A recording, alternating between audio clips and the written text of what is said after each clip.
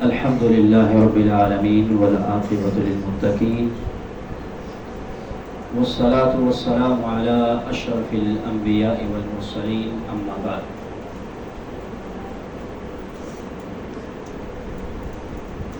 عزیز طلباء کرام، معماران ملک و ملت، اساتذہ کرام اور خانہ خدا میں سربسوجود ہونے والے تمام نمازی دوستوں، بھائیوں، بزرگوں، آپ کے سامنے نبی ذیشان کا فرمان عالی شان گوش گزار کرنا چاہوں گا۔ صحیح بخاری، مسلم اور تقریباً دیگر احادیث کی سبھی مشہور کتابوں کے اندر نبی علیہ الصلوۃ والسلام کا یہ فرمان اور قول ائمہ اور محدثین لائے ہیں۔ عن ابی ہریرہ رضی اللہ عنہ ان رسول اللہ صلی اللہ علیہ وسلم قال اذا انتعل احدكم فليبدأ باليمين واذا انتزع فليبدأ بالشمال وَلْتَكُنِ الْيُمْنَى أَوَّلَهُمَا تُنْعَلُ وَآخِرَهُمَا تُنْزَعُ۔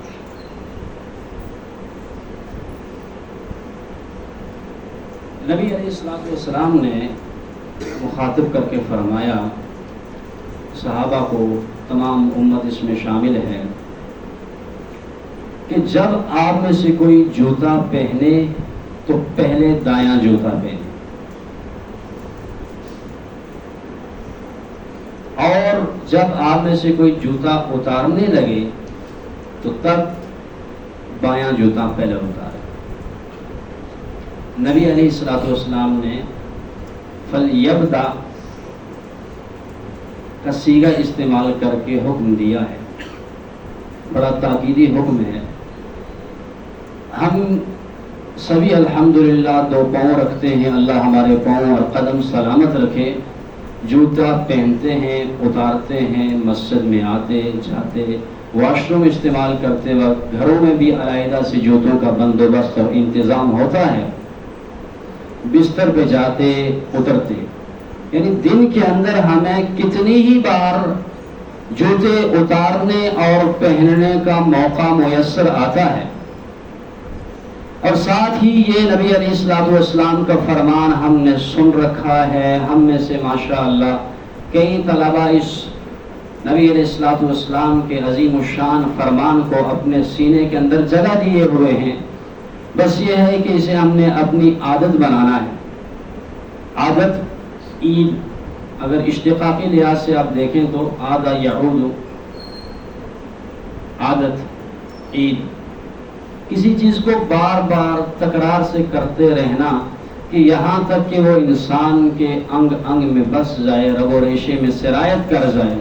آپ دیکھیں نا، اب ماشاءاللہ سارے نمازی ہیں، بڑے اچھا اہتمام کرنے والے۔ ایک نسوار آپ کے سامنے اگر لائی جائے تو آپ اس کو سون کر طے کر دیں گے، جی مت لانے لگے گا، لیکن دوسری طرف جو اس کا نشہ کرنے والے ہیں اور سال ہر سال سے ان کی گھٹی میں بڑھ چکی ہے اور ان کی عادت بن چکی ہے، اب ان کے سامنے جتنی خالص نسوار ہوگی، جتنا گندا تماکو ہوگا، اتنا ہی سونگ کر وہ خوشی کا اظہار کریں گے، آہ کیا بات ہے۔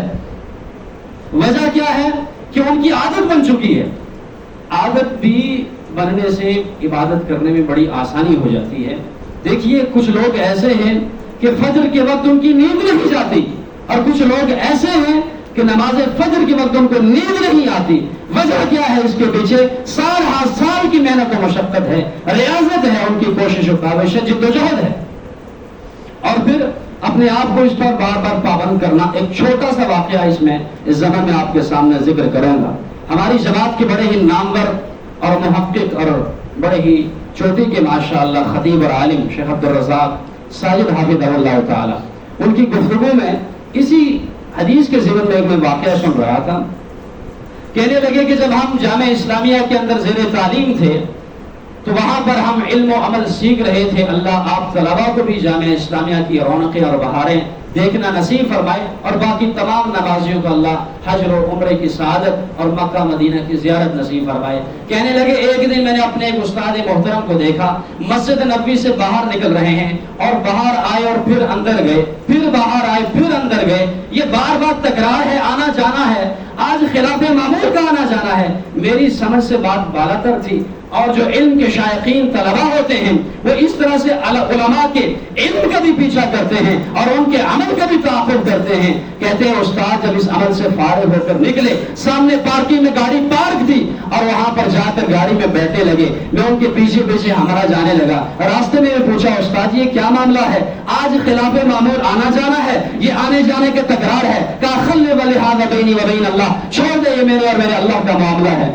پھر چل دیے. میں پھر بھی مجھے علم کی طرف پر جستجو لیے جا رہی ہے. پیچھے گاڑی میں جا کر بیٹھی. میں پھر شیشے کے ساتھ چمٹ گیا. استاد جی میں اتنے دور سے یہ لدک صحرا اور یہ اتنے سمندر اور اتنی وادیاں، اور یہ میں نے اپنے ماں باپ کو چھوڑا، گھر گھرانے کو چھوڑا، عزیز و اقارب کو چھوڑا، اتنی دور دیار غیر میں آ کر بیٹھا ہوں. یہاں پر میں نے رسول اللہ کا علم بھی سیکھنا ہے، عمل بھی سیکھنا ہے. ہماری آپ پہ بڑی نظر ہوتی ہے، ذرا بتائیے اس کے پیچھے کیا حکمت ہے. پھر ناراض یعنی نہ کرنے لگے. آخر میرے اسرار کے سامنے انہیں ہتھیار ڈالنے پڑے. کہنے لگے کہ جب مسجد سے میں نکلنے لگا تو میرا معمول تھا کہ نکلتے وقت باہر میں پہلے مسجد سے باہر بایاں قدم رکھتا ہوں اور جوتا پہنتے وقت دایاں جوتا پہلے پہنتا ہوں. لیکن اس وقت کو نفس امارہ ایسا مجھ پہ غالب آیا کہ میں بھول بیٹھا کہ میں نے نبی علیہ السلام کی سنت کو ملحوظ خاطر رکھنا ہے اور اہتمام میں لانا ہے. تو کہتے ہیں جب میں باہر نکلا مجھے یاد آیا تو جس نفس نے مجھے نبی علیہ السلام کی سنت سے محروم رکھا تھا، میرا جی چاہا کہ کیوں نہ اس کو کڑی سے کڑی سزا دی جائے اور اس کا محاسبہ کیا جائے اور اس کو جو ہے نا اس کی خبر گیری کی جائے. کہنے لگے کہ پھر میں واپس اندر گیا، سنت کے مطابق جوتا اتارا، مسجد میں داخل ہوا اور پھر میں مسجد میں سنت کا اہتمام کرتے ہوئے باہر نکلا.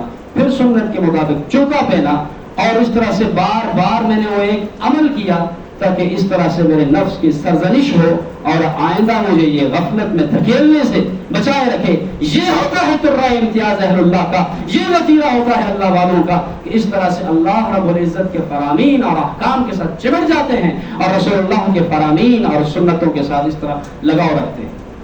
تو اللہ رب العزت ہمیں بھی جوتا پہنتے وقت پہلے دایاں جوتا پہننے اور جوتا اتارتے وقت پہلے بایاں جوتا اتارنے کی توفیق عطا فرمائے. وآخر دعوانا ان الحمد للہ رب العالمین.